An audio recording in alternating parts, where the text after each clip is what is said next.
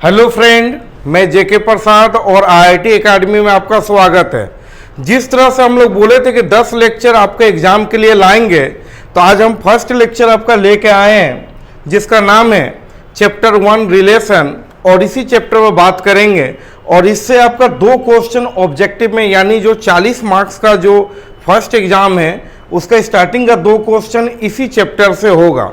तो देखिए, इसी चैप्टर पर बात करेंगे और इसके क्वेश्चन पर भी हम लोग बात करेंगे। क्लियर है? और ये वीडियो क्लास 12th के बच्चे के लिए काफ़ी इंपॉर्टेंट है जो अब एग्जाम देने वाले हैं, और अपने सभी दोस्तों को इस वीडियो को शेयर करना है।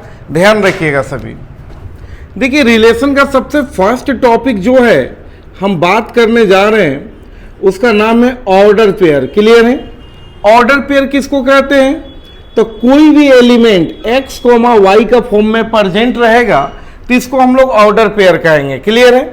सेकेंड इसका जो टॉपिक है वो आता है equality of order pair. Clear है? Equality of order pair. तो इक्वालिटी ऑफ ऑर्डर पेयर क्या होता है? तो सपोज कीजिए 2 ऑर्डर पेयर है। एक ऑर्डर पेयर है x + 2 y - 3 और इधर है 4, 6। इसको हम लोग कंपेयर कर दिए। क्या कर दिए? कंपेयर। तो क्या हो जाएगा? x + 2 = 4 और y - 3 = 6। तो x यानी फर्स्ट को फर्स्ट से इक्वल करेंगे, सेकेंड को सेकेंड से। क्लियर है? तो x = 2 जाके उधर सब्ट्रैक्ट होगा, तो 4 - 2 यानी x = 2 हो जाएगा। y = 6 + 3 यानी y = 9 हो जाएगा।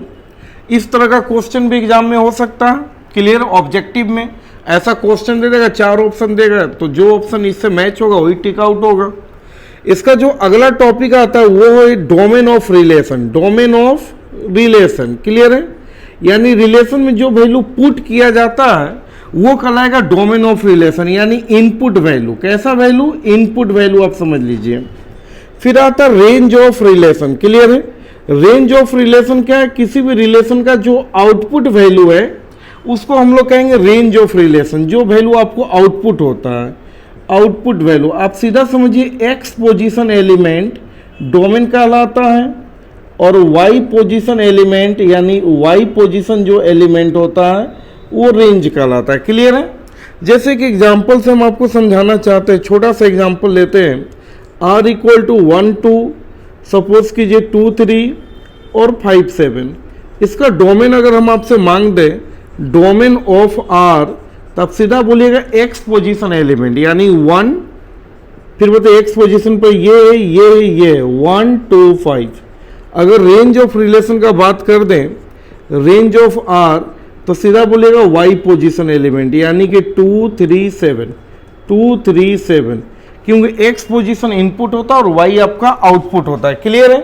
यहाँ तक जब समझ में आ गया तो कभी कभी इसी का R इन्वर्स भी बोल देगा। तो R इन्वर्स में क्या कर देंगे? इस पेयर को पलट देंगे। 1 2 को लिखेंगे 2 1, ये 2 3 को लिखेंगे 3 2, और 5 7 को लिखेंगे 7 5। अगर सपोज कीजिए कि हमको R इन्वर्स का डोमेन चाहिए तो उसका फर्स्ट पोजीशन एलिमेंट हो जाएगा, और R इन्वर्स का रेंज चाहिए तो उसका सेकेंड पोजीशन एलिमेंट हो जाएगा। क्लियर है? अब देखिए, ये सब तो बेसिक है जो हम लोग पहले भी पढ़ चुके होंगे 11th में। जो मेन पार्ट है यहाँ पर आ रहा है, रिलेशन 3 टाइप्स के होते हैं। एक का नाम है रिफ्लेक्सिव रिलेशन, दूसरे का नाम है साइमेट्रिक रिलेशन, और तीसरे का नाम है ट्रांजिटिव रिलेशन। क्लियर है? तो एक एक करके इन तीनों वर्ड को हम लोग समझेंगे। रिफ्लेक्सिव रिलेशन किसको कहते हैं? तो ध्यान रखिएगा, पहला टॉपिक आपको दे रहे हैं इसमें, रिफ्लेक्सिव रिलेशन। क्लियर है? तो रिफ्लेक्सिव रिलेशन किसको कहते हैं? तो डेट समझिए a, belongs to R, that a, belongs to R for all a belongs to कोई सेट। मतलब कि किसी रिलेशन में जितना भी एलिमेंट है उस सब का सेम वाला, यानी ऑर्डर पेयर में दोनों पोजीशन पर एलिमेंट सेम रहे, और इन सभी पेयरों को रिफ्लेक्सिव पेयर कहते हैं और रिफ्लेक्सिव रिलेशन कहते हैं। क्लियर है? सेकेंड जो पार्ट है साइमेट्रिक रिलेशन के लिए शर्त ये है, एक एग्जांपल से इसको क्लियर करेंगे, अभी आप समझ लीजिए। साइमेट्रिक रिलेशन के लिए शर्त ये है कि डेट इज अगर a, b किसी रिलेशन में है तो डेट इंप्लाइज b, a भी उस रिलेशन में होना चाहिए। क्लियर है? जहां ए और बी क्या है तो किसी सेट का एलिमेंट है, ए और B belongs to S. Clear है? अगर ए कोमा बी है तो बी कोमा ए भी होना चाहिए। सपोज कीजिए 2,3 है तो उसका अपोजिट 3,2 भी होना चाहिए, तब सिमेट्रिक रिलेशन होगा। अगला जो पार्ट आता है उसका नाम है ट्रांजिटिव रिलेशन। क्या नाम है? Transitive relation. क्लियर है? अब ट्रांजिटिव रिलेशन किसको कहते हैं?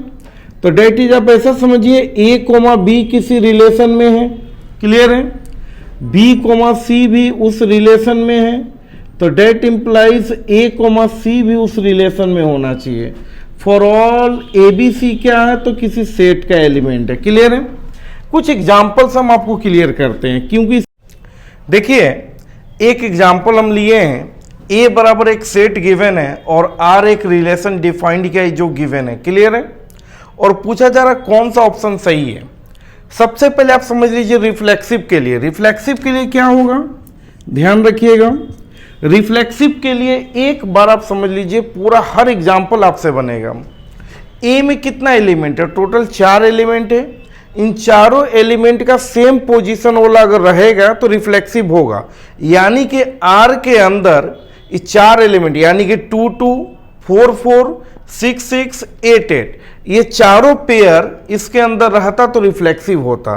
तो रिफ्लेक्सिव नहीं होगा, रिफ्लेक्सिव नहीं होगा, क्योंकि इस आर के अंदर 4 गो पेयर, इस छोटा ब्रैकेट को पेयर बोलते हैं, तो इसके ए में जितना एलिमेंट है सबका सेम पोजीशन वाला पेयर होना चाहिए। जैसे 2 2 4 4 6 6 8 8 वो चारों पेयर इसके अंदर रहता तो रिफ्लेक्सिव होता। अगर कोई एक भी ना रहे तो रिफ्लेक्सिव नहीं होगा। क्लियर है? दूसरा सिमेट्रिक के लिए देखिए, सिमेट्रिक के लिए क्या है कि ए बी है तो इसका उल्टा बी ए बी होना चाहिए। ठीक ना? तो यहां देखिए 2 4 का उल्टा 4 2 और 4 6 का उल्टा 6 4, यानी सिमेट्रिक, यानी आर के अंदर जितना भी पेयर है वो सब का उल्टा वाला है। जैसे 2 4 का उल्टा 4 2 है और 4 6 का उल्टा 6 4 है, तो ये सिमेट्रिक या सिमेट्रिक हो जाएगा। और ट्रांजिटिव के लिए क्या है कि ए बी है और बी सी है तो फर्स्ट और लास्ट होना चाहिए, तो ऐसा कोई पेयर दिखाई नहीं दे रहा, तो इसका आंसर सिमेट्रिक होगा। इसी तरह का क्वेश्चन बहुत सारा आपको देगा एग्जाम में। रिफ्लेक्सिव चेक कीजिए, सिमेट्रिक चेक कीजिए, ट्रांजिटिव चेक कीजिए। क्लियर है?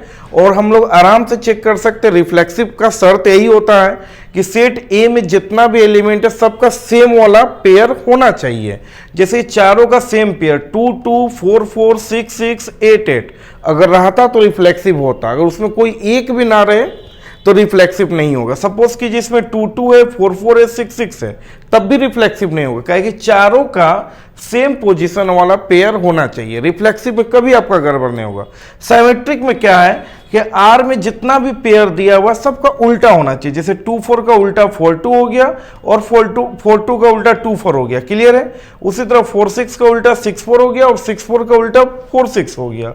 तो ये देखिए ए बी का उल्टा बी ए और बी ए का उल्टा ए बी, तो क्लियरली सिमेट्रिक वाला को फॉलो कर रहा है, इसलिए सिमेट्रिक है। ये रिलेशन सिमेट्रिक में टिक आउट होगा। और ट्रांजिटिव के लिए क्या होता है कि ए बी तो जहां पर खत्म हो वहीं से शुरू हो, ए बी फिर जहां पर खत्म हो वहीं से शुरू हो, बी सी, तो फर्स्ट और लास्ट ए सी रहेगा तो ट्रांजिटिव होगा। क्लियर है? तो वो देखने से ही पता चल जाएगा क्वेश्चन कि भाई रिफ्लेक्सिव, सिमेट्रिक, ट्रांजिटिव, ये चेक करने वाला क्वेश्चन पूछा जाता है एक, और एक क्वेश्चन इधर ऑर्डर पेयर डोमेन रेंज से रिलेटेड पूछा जाता है। तो ये रहा आपका एग्जामिनेशन का लेक्चर 1, और आप लोग इसको अच्छे से पढ़िए, इसका एक बार आप लोग स्क्रीनशॉट ले लीजिए, बातों को समझिए। अब नेक्स्ट हम लोग लेक्चर 2 लाएंगे जो आपका फंक्शन का होगा। उसके बाद next lecture 3 inverse trigonometric function का होगा। टोटल 10 लेक्चर बोले हैं, और 10 लेक्चर में आपका एग्जामिनेशन में काफ़ी मदद मिलेगा जो आपके लिए बेहतर होगा। Best of luck.